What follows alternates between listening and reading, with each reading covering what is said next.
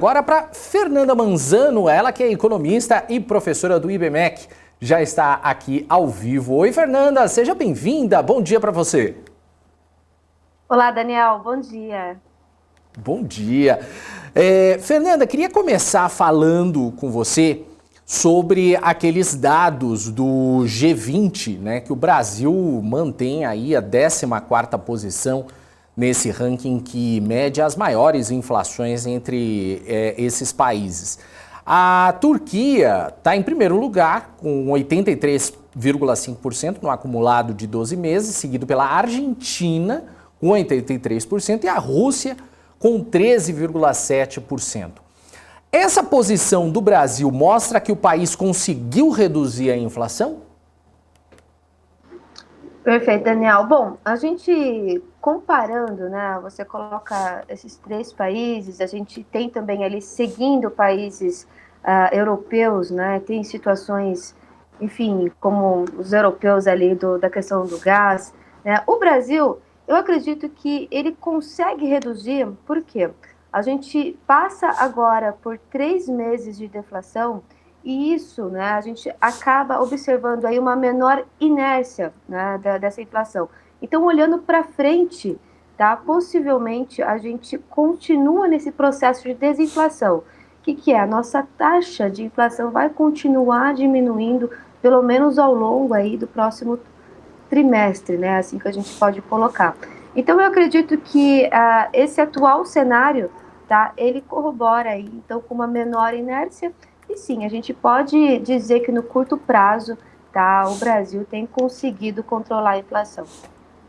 Legal. Agora, você acredita que o Brasil ele pode avançar nesse ranking devido à Europa que está sofrendo com essa alta de preços de energia, gás natural, carvão e ainda em relação também à guerra na Ucrânia? O Brasil ele pode se beneficiar com tudo isso?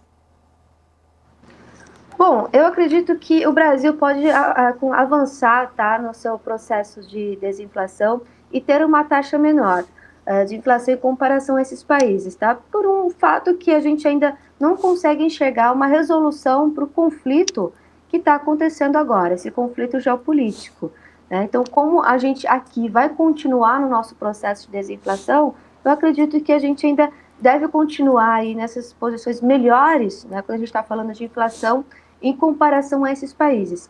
Hoje a expectativa, né, falando dos países europeus, próprio, colocando Estados Unidos também, de certa forma, os países avançados, ainda não se vê uma melhora, tá, falando de inflação nesses países. Então eu acredito que o Brasil deve continuar aí até melhorando as suas posições de inflação em relação aos outros países. Agora, eu queria que você comentasse, Fernanda, sobre essa guerra que se arrasta entre o país do Putin e a Ucrânia. A inflação tem contribuído para o desequilíbrio e também pela desaceleração, né, da economia mundial. E nos Estados Unidos, o pessimismo ainda ele está batendo, né, a porta com o crescimento modesto da indústria, um consumo fraco e ainda tem a questão da recessão. Qual que é a sua visão do que pode acontecer? Bom, falando de Europa, eu acredito que a situação ali realmente ela é pior quando a gente compara Estados Unidos, tá? Falando dos países ali e relacionando a economia, tá, desses países. Então, hoje mesmo saiu a inflação ao produtor da Alemanha, a gente vê aí no acumulado de 12 meses passando de 46%. Então, não há indústria, né, que sustente uma inflação nesse patamar.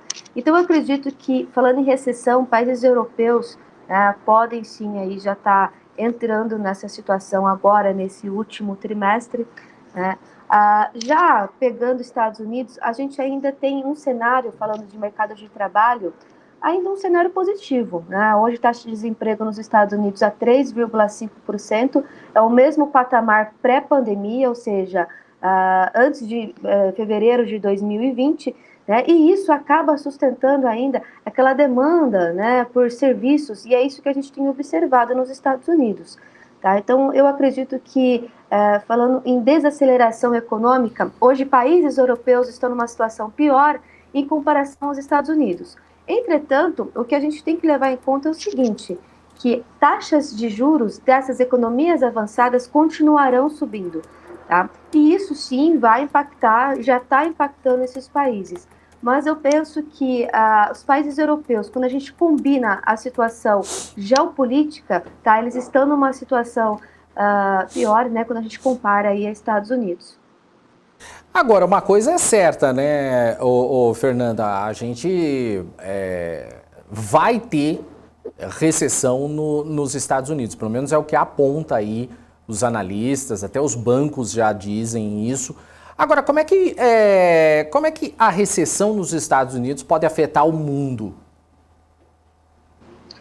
Bom, a gente coloca aí a maior economia do mundo, né? Então, as relações internacionais, né, importações e importações junto a outros países tende a diminuir, né? Consequentemente, tá, isso acaba afetando então a economia e a atividade econômica desses países, o próprio Brasil também, né? Então, isso afeta sim de forma negativa quando a gente está olhando o cenário externo, tá? O que a gente pode observar que os impactos para que sejam menores aqui no Brasil, tá, é como a gente vai estar observando aí a economia interna, a economia doméstica, tá, a força da economia, tá, para conseguir minimizar esses impactos.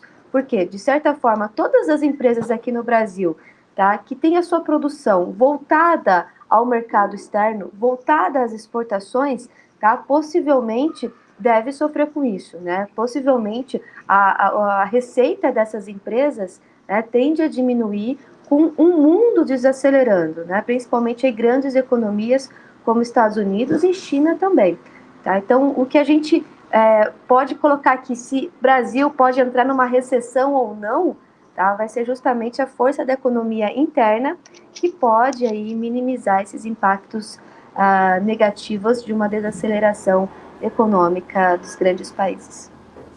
Ô, Fernanda, você estava falando aqui, eu acabei de receber uma informação aqui que a primeira-ministra britânica, a Liz Truss, que está aí sob pressão aí até para renunciar, está sendo aí pressionada a todo momento. Ela acabou de anunciar que vai fazer um pronunciamento daqui a pouquinho. Acabou de chegar essa informação que ela vai fazer um pronunciamento que não estava marcado para acontecer e ela deve ocorrer daqui a pouco. Até essa questão da pressão em cima da primeira-ministra, isso mostra que houve também algumas decisões erradas ali no Reino Unido. Isso em pouco mais do que de um mês, não chegou nem a 2 meses ainda, né? Perfeito. A gente viu até o mercado na semana passada reagindo de forma negativa, né? Então, as questões aí hoje relacionadas, questões financeiras relacionadas aí ao Reino Unido, acaba assim fazendo preço, né? E hoje a situação lá também, enfim, como a maioria dos países europeus, inflação acima de 9%, juros subindo, né? E a gente tem percebido que a dinâmica econômica não tem, enfim, resistido muito aí a essa situação, né? Principalmente combinada a questão geopolítica. Então, trazendo um pouco para o mercado, né, isso traz volatilidade, né, isso aumenta aí o risco, né, diminui, na verdade, que a gente fala, diminui o apetite ao risco, né? Então, isso pode, inclusive, afetar, aí falando de bolsa, né? Tem uma pergunta, não quero te colocar na fogueira, mas você acredita que uma renúncia da primeira-ministra beneficiaria o mercado ou colocaria ainda mais problemas ali? Eu acredito que pode trazer mais volatilidade e aí isso é risco e problemas, né? Então a gente está falando de uma grande economia, hoje é a segunda maior bolsa do mundo, né? A primeira bolsa dos Estados Unidos, essa é a segunda maior. Então, assim, eu acredito que pode sim trazer aí um certo estresse para o mercado, que seja de curto prazo, tá? Mas pode sim trazer aí consequências, né? Aumento de volatilidade principalmente. Fernanda, queria fazer uma última pergunta então. Como é que o mercado financeiro ele deve se comportar agora após as eleições aqui no Brasil? Você acredita que deve mudar alguma coisa, tanto se for com Bolsonaro ou com Lula? Bom, a gente tem percebido, o mercado financeiro parece que conhece, né, as propostas dos dois candidatos, né? Um candidato, enfim, os dois aí enfim, presidiram o Brasil, e eu até esperava, né, uma bolsa aí mais volátil, falando de eleições. E não é bem isso que a gente tem observado, tá? Então, eu acredito que o mercado deve continuar e deve reagir de forma positiva como tem reagido, tem feito mais preço questões econômicas internacionais do que o cenário doméstico. É isso que a gente tem observado. O que eu penso que pode ser diferente, falando de bolsa, tá? É algumas empresas se beneficiando mais em determinado candidato, tá? Em comparação a outro. Então, eu penso que é mais uma questão de empresas ali, uma questão setorial dessas empresas do que a bolsa como um todo, tá? Mas eu acredito que o cenário deve continuar aí positivo aí até o final do ano. Perfeito, então. Fernanda, gostaria de agradecer a sua participação aqui no Pre-Market. Muito obrigado e volte mais vezes. Eu que agradeço, Daniel. Muito obrigada. Até a próxima. Até a próxima.